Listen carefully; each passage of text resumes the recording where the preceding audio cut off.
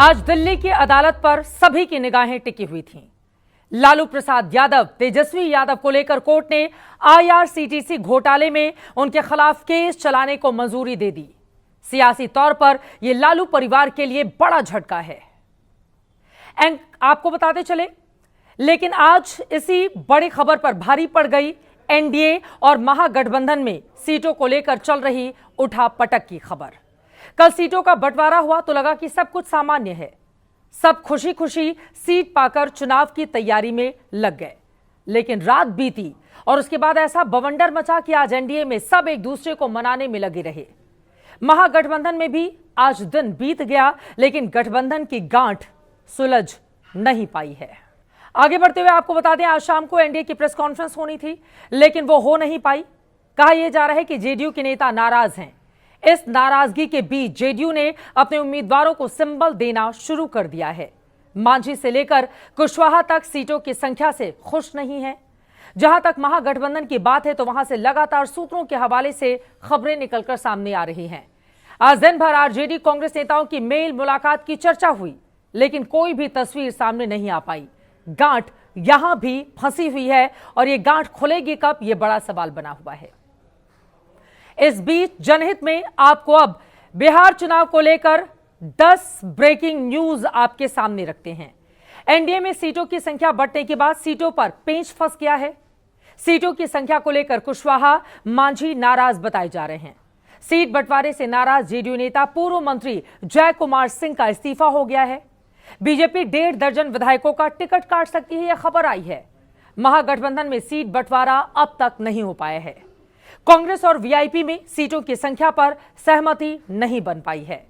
16 से 18 अक्टूबर तक बिहार दौरे पर रहेंगे गृह मंत्री अमित शाह, ये बड़ी खबर सामने आई। उधर तेज प्रताप यादव ने उम्मीदवारों की लिस्ट जारी कर दी है। वो खुद महुआ से चुनाव लड़ेंगे, उसकी पूरी तैयारी भी शुरू कर दी है। जबकि प्रशांत किशोर ने 65 उम्मीदवारों की दूसरी लिस्ट जारी की है। सीतामढ़ी के पूर्व सांसद सुनील कुमार पिंटू बीजेपी में शामिल हो गए हैं। तो ये आज की वो बड़ी खबरें हैं जो बिहार की सियासत से निकलकर सामने आई हैं। एनडीए में कल सीटों की संख्या का बंटवारा हुआ था। कायदे से आज एक एक सीट बंटनी थी।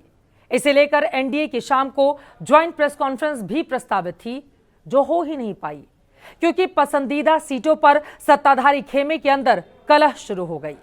ऐसे में सवाल यह है कि क्या एनडीए में ऑल इज वेल नहीं है, या फिर समर्थकों को दिखाने के लिए इस तरह की रणनीति बड़े बड़े नेता अपनी अपनी पार्टियों में अपना रहे हैं। ये रिपोर्ट देखिए।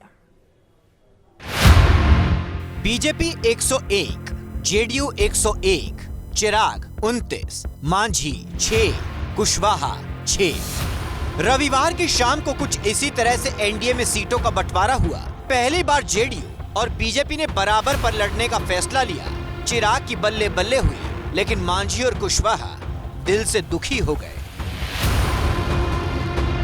आंसू भले ही ना निकले, लेकिन बातों से ऐसा लगा मानो दिल के अरमा आंसुओं में बह गए। मांझी को 6 सीट मिली तो उन्होंने कैमरे पर कह दिया कि इससे एनडीए को नुकसान भी हो सकता है।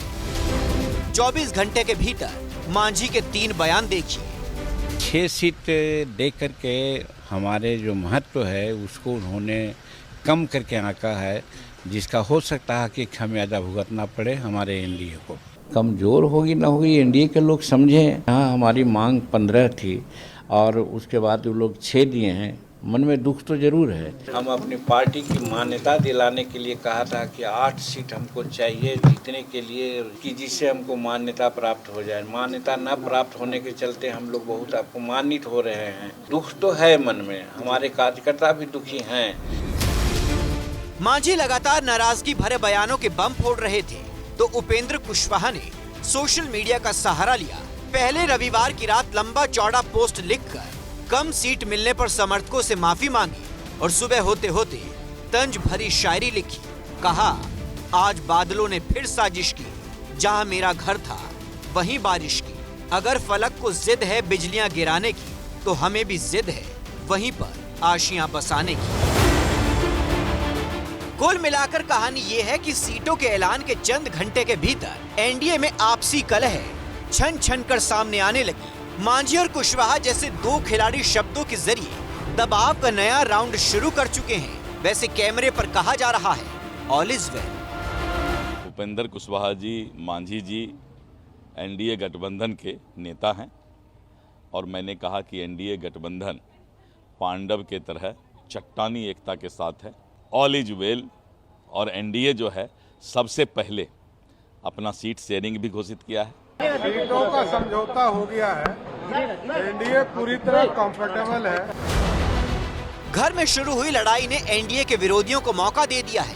विरोधी उकसाने में लगे हैं। मांझी जी को अपने अपमान का बदला लेना चाहिए और एनडीए से त्याग पत्र दे देना चाहिए। उन्होंने स्वाभिमान से समझौता कर लिया।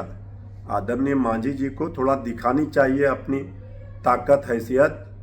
कुर्सी को लात मारना चाहिए, ये तो अपमान है उनका। बात सिर्फ मांझी कुशवाहा तक ही होती तो शायद बीजेपी और जेडीयू के नेता संभाल भी लेते, लेकिन असली खेल हुआ जेडीयू और बीजेपी के अंदर। ब्रह्मपुर से बीजेपी के टिकट के दावेदार संतोष रंजन राय ने फेसबुक पर लिखा, सर्वे गया तेल लेने। ब्रह्मपुर सीट एलजेपी की झोली में गिरी है। संतोष केंद्रीय मंत्री गिरिराज सिंह के कोटे से टिकट के दावेदार माने जा रहे थे। गिरिराज सिंह ने भी सोशल मीडिया पर पोस्ट किया, चिराग पर तंज कसते हुए लिखा, ये होता है असली स्ट्राइक रेट। आज मजबूत सीट लेकर स्ट्राइक रेट का झुंझुना बजा रही हैं। इसके आगे उन्होंने 2010 के रिजल्ट का ब्यौरा पेश किया, जिसमें एनडीए की जबरदस्त जीत हुई थी। बीजेपी की ये पहली केस स्टडी थी जिसने एलजेपी को मिली सीट पर सवाल उठाए। नाराजगी जेडीयू के अंदर भी है। रोहतास जिले की दिनारा सीट कुशवाहा की पार्टी को मिली तो जेडीयू के बड़े नेताओं में से एक पूर्व मंत्री जय कुमार सिंह नाराज हो गए। उन्होंने पार्टी से इस्तीफे की घोषणा कर दी। इसके अलावा खबर तो ये भी है कि जेडीयू कोटे के मंत्री जमा खां की चैनपुर सीट बीजेपी के खाते में चली गई है। इसी तरह से कई और सीटें हैं जहां एनडीए में एकता नहीं दिख रही है। इस बीच अपने दर्शकों को बताते चले, एबीपी न्यूज को एक्सक्लूसिव जानकारी मिली है जो हम जनहित के दर्शकों को देने जा रहे हैं। और बड़ी खबर यह है कि भारतीय जनता पार्टी अपनी 2 दर्जन से ज्यादा विधायकों को बेटिकट करने जा रही है, यानी कि टिकट काटने जा रही है। और इसके कारण अलग अलग बताए जा रहे हैं। जो नाम हमारे पास हैं वो नाम आपके सामने रखते हैं। कुढ़नी से मंत्री केदार गुप्ता, रीगा से मंत्री मोती लाल प्रसाद, नरकटियागंज से रश्मि वर्मा, रामनगर से भागीरथी देवी, गया टाउन से मंत्री प्रेम कुमार, बेनीपट्टी से विनोद नारायण झा, छपरा से सीएन गुप्ता, पारू से अशोक कुमार सिंह, बाढ़ से ज्ञानेंद्र सिंह ज्ञानू, कुम्हरार से अरुण सिन्हा, बढ़हरा से राघवेंद्र प्रताप, आरा से अमरेंद्र प्रताप। ये प्रमुख वो नाम हैं जो बेटिकट हो सकते हैं। 2 दर्जन से ज्यादा ऐसे नाम सामने आए हैं जिनका टिकट काटा जा सकता है। आखिरी वक्त पर अब ये तमाम नेता भी लगे हुए हैं कि भैया काट मत देना टिकट, लेकिन भारतीय जनता पार्टी सूत्रों के हवाले से जो खबर सामने आई है उसमें यही जानकारी सामने आई है और जो प्रमुख नाम है वो हमने आपके सामने रख दिए हैं।